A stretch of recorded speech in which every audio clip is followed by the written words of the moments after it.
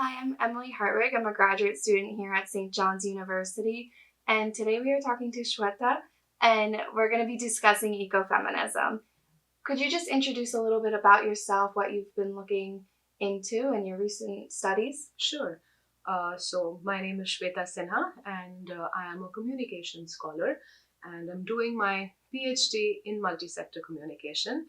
And my dissertation is primarily looking at the intersection of ecofeminism and the legal field in India.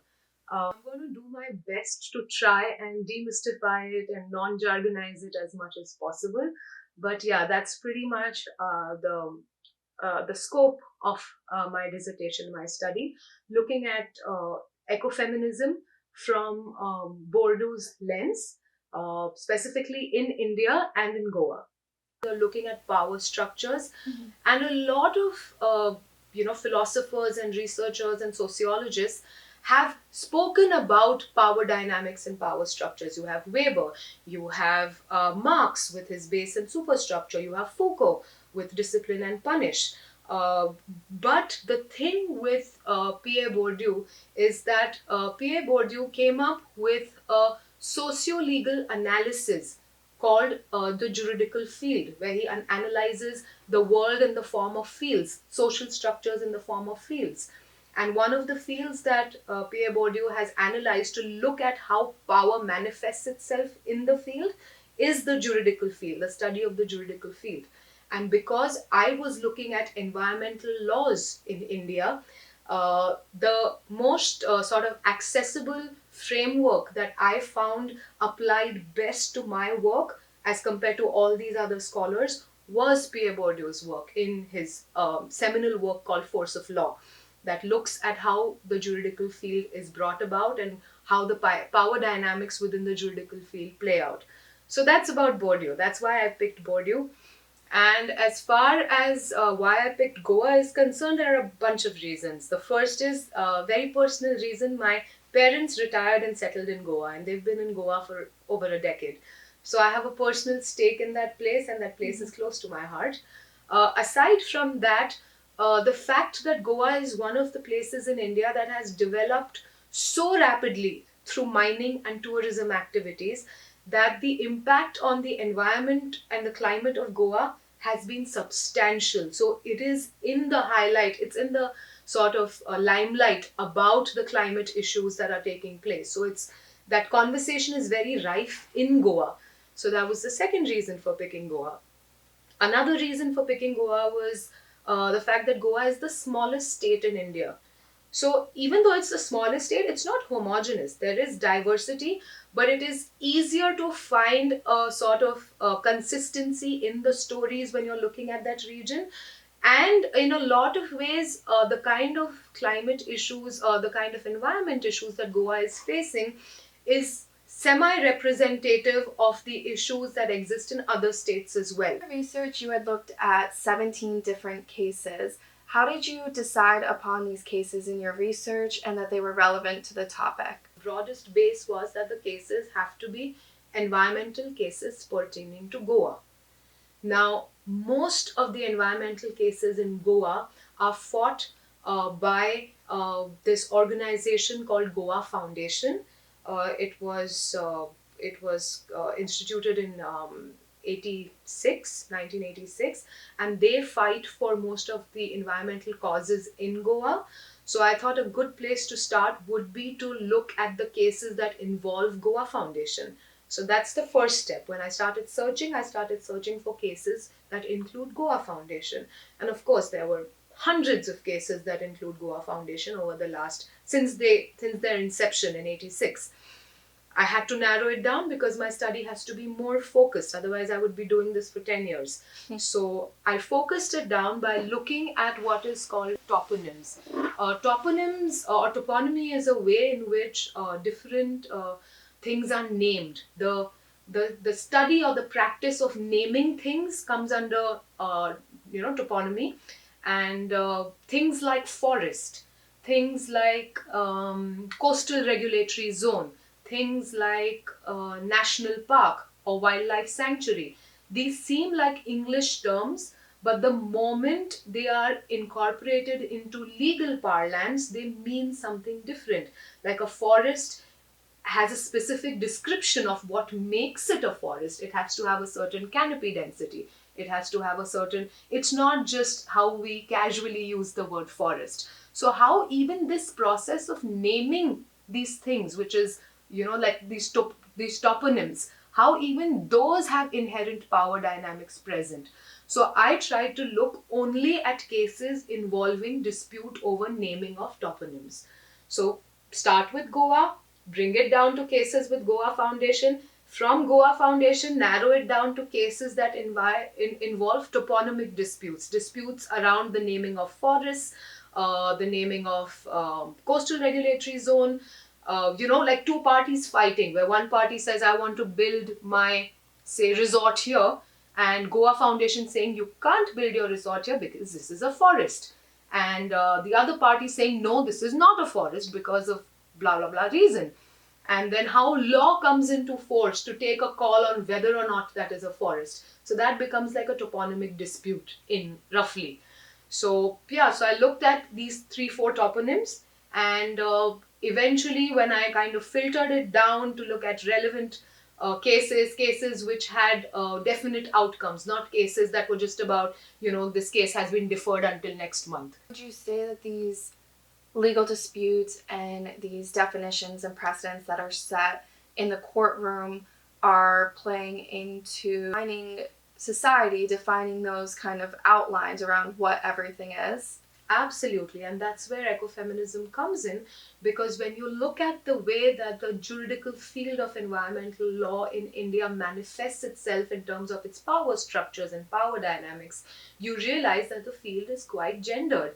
It is easily, naturally, inherently biased towards men, and inherently sort of disfavors women. And that kind of dynamic was very interesting to study, in the space of, what I was researching. And it's fascinating because there are so many facets to it. There's the legal facet, there's the environmental facet, there's the feminist facet, there is legislation and law. So yeah, all of these things kind of came together in this study. Feminism is where you find the intersection of climate justice and feminism. So it kind of looks at how climate justice and the fight for climate justice and the fight for female rights and the well-being of women have very, very strong interlocks and overlaps, which is why ecofeminism is considered a branch of what's known as political ecology. Political ecology looks at various factors like politics, economics, social factors, and how all of these overlap into creating a sort of power dynamic that plays out in society. So, again, to further simplify it, ecofeminism looks at how both the environment and women are being oppressed and exploited because of capitalist patriarchy. So there is capitalism and there is patriarchy, and both these factors together are primarily responsible for the exploitation of both environment and women. Now, this is also a specific branch of ecofeminism which is known as materialist ecofeminism that I'm looking at. There are other branches like liberal ecofeminism, spiritual ecofeminism, and vegetarian ecofeminism. Those are not the frameworks that I have considered. I have primarily used material ecofeminism, which looks at how capitalist patriarchy is responsible for environmental destruction as well as oppression of women. Would you be able to give an example of modern day ecofeminist issues, maybe one in the United States? Actually, it'll be very easy for me to give you an example based on companies in United States or companies in China. So, for example, we've heard of fast fashion, right? There are a lot of these fast fashion companies, and in a capitalist world that is driven by profit motive, the main motive of these companies, fast fashion companies, is to churn the highest amount of profit. That's them operating within the ambit of capitalism. But what happens is, in order to make the maximum amount of profit, they tend to outsource the work to other countries, to third world countries. And more often than not, that work is outsourced to third world countries, to the women, because women are paid less than half of what men are paid. They're exploited in terms of the number of hours that they are supposed to serve. And in general, it is a very exploitative practice towards women specifically, more so than men, because women are paid less than men. So, on the one hand, capitalistic patriarchy results in women getting paid less than men and getting exploited for their work in third world countries. And at the same time, fast fashion is destroying our environment, as most of us know. The way that fast fashion works, the kind of materials that are used that do not get naturally degraded over time, that are causing so much of land pollution, they go into landfills. So, this is how this is a very simplistic way of explaining how capitalistic patriarchy impacts the environment while using the exploitation of women to fuel it. And what brought you to ecofeminism? How did that spark your passion, or what sparked your passion in studying it? Interestingly, I have been reading about feminism, and I have been interested and invested in the notion of feminism, the evolution of how feminism as a concept has, kind of evolved over time and what it is. I'm very passionate about that, and that's basically because of my experience as a woman. But along with that, over the past decade or so, one of the major uh, one of the major worries on my mind, as is the case with most people, is the environmental crisis, which is, it's not even imminent anymore. We are actually seeing the environmental crisis unfold in different parts of the world. And I was interested in both women's issues and the environment. And then through my course of study, I came about ecofeminism as a framework, which found a way to overlap both of these, that there is a nexus between the environmental crisis and women's crisis. And so it kind of spoke to both the things that I felt passionately about, women and environment. And that's kind of what led me to feminism, ecofeminism. It's so interesting that over here you have these issues surrounding the feminist movement, and you have all of these topics related to gender disparity and all of that. And then over here you have the environment, you have climate change, and you wouldn't necessarily from a surface think that there is a link between them. But, research like yours is so interesting because it does link those two things and kind of push us to think in a new way. What are some of the misconceptions that you found surrounding the field that may cause barriers to further studies? That's a very interesting question, but it has a less than simple answer. And I'll tell you why, and this is entirely my perspective. Uh, Feminism as a concept is not very homogeneous and unified. There are various branches of feminism, and there is a lot of, I wouldn't like to use the word infighting, but there is a lot of conflict even within feminism about what feminism actually is.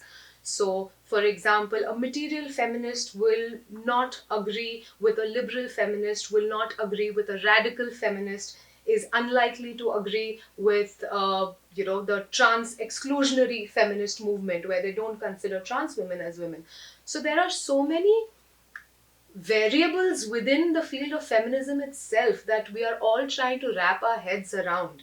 And add to that this one more layer of climate factor, that kind of just adds to the complexity. So it's still a newish field.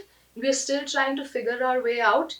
And because of that, it's very difficult to come up with a homogeneous, working for all definition of what ecofeminism really truly is all about. And that, I think, is one of the biggest barriers to entry, because feminism as a concept has gotten so misconstrued and misinterpreted over the terms.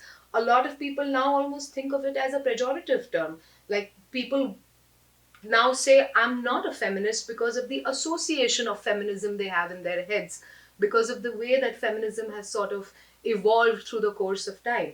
So I think that, according to me, would be one of the biggest misconceptions or barriers to entry in this field, is a non-cohesive understanding of feminism itself, and add to that the complex layer of ecofeminism.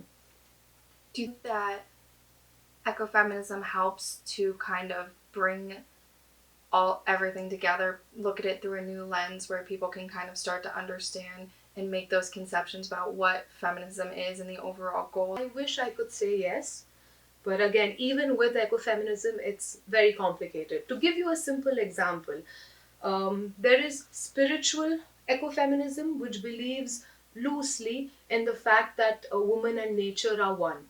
And like woman is essentially a very important part of land and nature, like it's Mother Earth. And there's a very spiritual link between women and nature, which is why women are more conservationist than men. There are no real studies to actually prove that women are inherently more conservationist than men.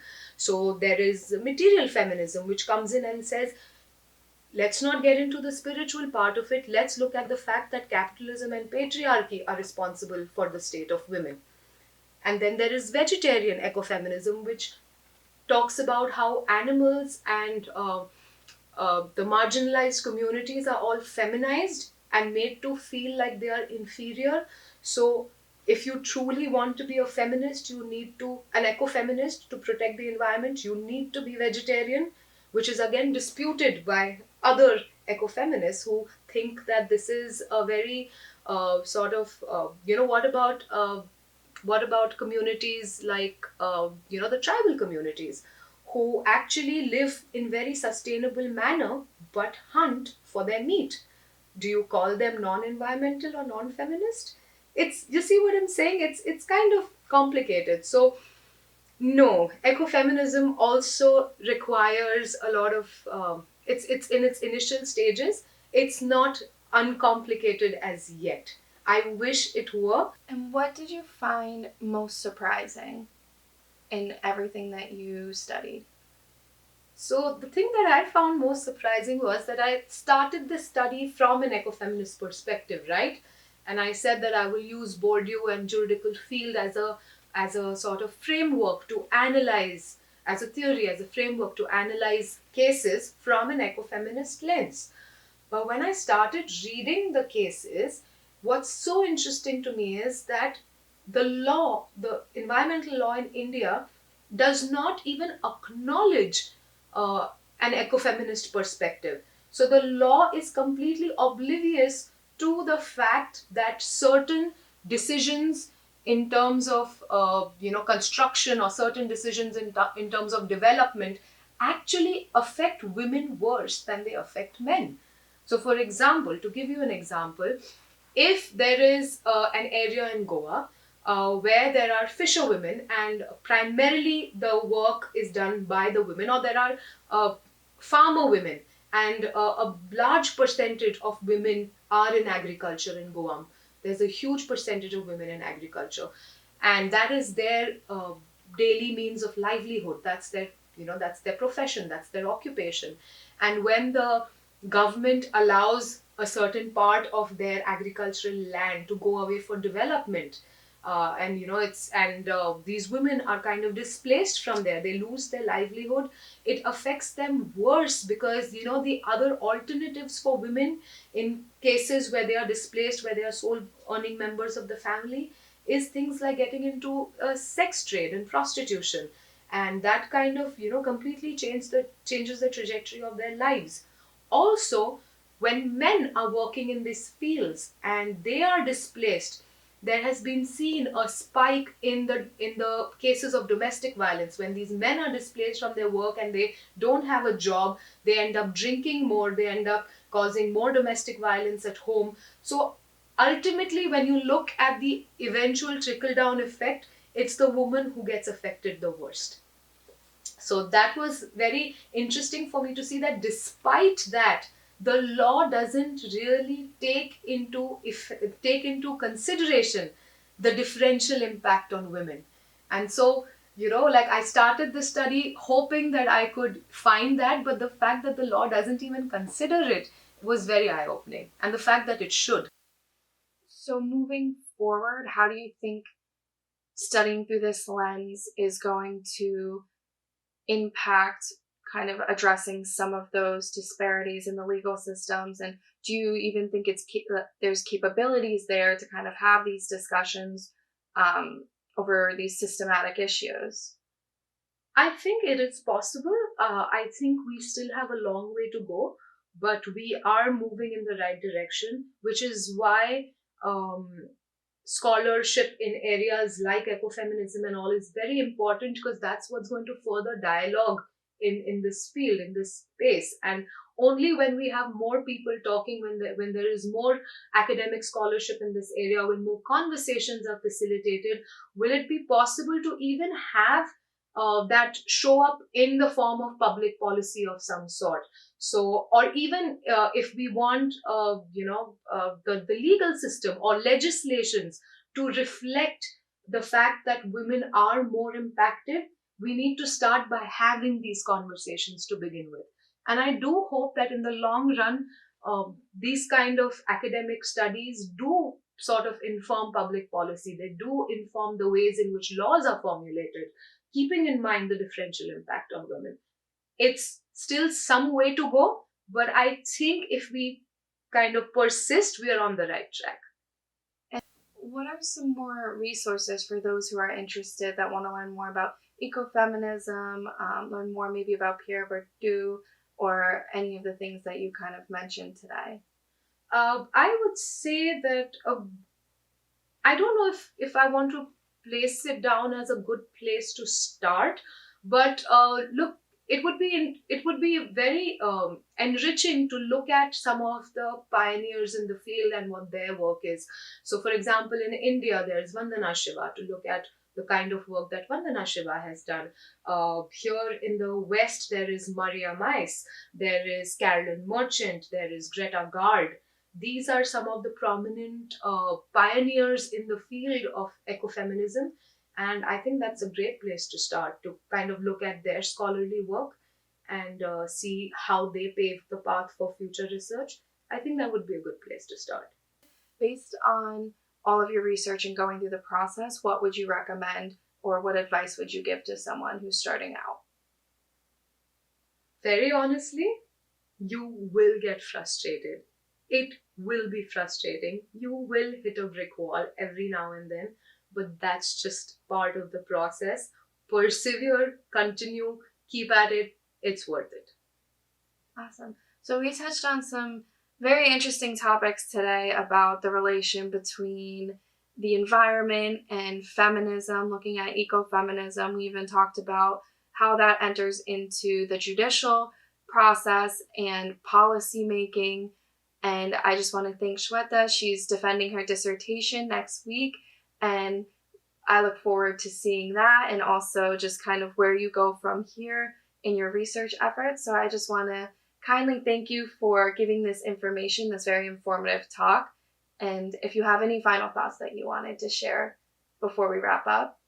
Thank you, Emily. I appreciate this opportunity to talk about my work. And it was very interesting to have this conversation with you, because I have been so hyper focused being an academic in this field that I think I myself forgot how to break it down and simplify it so that it can be understood by a wider audience.